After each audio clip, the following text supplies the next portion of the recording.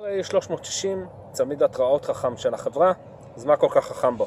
נתחיל במסך מגע צבעוני. המסך הזה מאפשר גישה לממשק של המכשיר, ממשק מאוד ידידותי, בעצם רק 3 אייקונים שמאפשרים לבצע את כל מה שצריך. מעבר לזה, הגדרות וחיוויים שונים אפשר לראות דרך האפליקציה בסמארטפון או בחיבור עם כבל USB למחשב. המכשיר עצמו מספק מדידה של צעדים במשך היום. הצעידה במשך היום הייתה בסך הכל סבירה. הבעיה זה שהולכים לרוץ. כשאני רצתי עם המכשיר, השוויתי אותו לשעון GPS של חברת גארמין. 1 קילומטר בשעון, קיבלתי כאן 1.3 קילומטר, סטייה בעייתית לדעתי.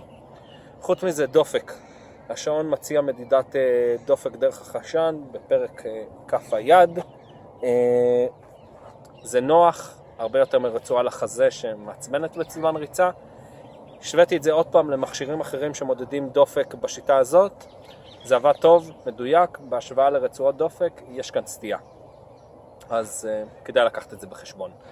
מעבר לזה, הצמיד הזה מספק התראות מהסמארטפון, חיווי על שיחות, SMSים, מסרונים, וואטסאפים. זה עובד, הבעיה שאין עברית, ואז בעצם רק רואים חיווי של המילה קולינג, או כותרות שמגיד נכנסו לך מיילים לתיבה ואתה לא יכול לקרוא בעצם אותם. חבל, בעייתי לדעתי, קצת מוריד מהערך של הפיצ'ר הזה במכשיר. הסוללה של הצמיד החזיקה לי 4.5 ימים.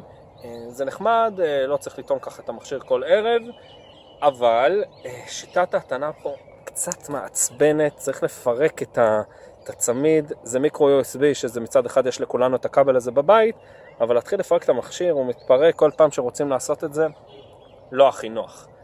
ה-A360 עולה 1,200 שקלים, לדעתי הוא קצת מפשל, גם במדידה עבור ריצה של הקילומטרים, והדופק לא מדויק, בסדר, עם זה אפשר להסתדר, אבל זה שאין עברית, כדאי שהיבואן יטפל בזה. תודה לכם. את הביקורת הכתובה אפשר לקרוא בבלוג שלי, thegadgetsreviews.com.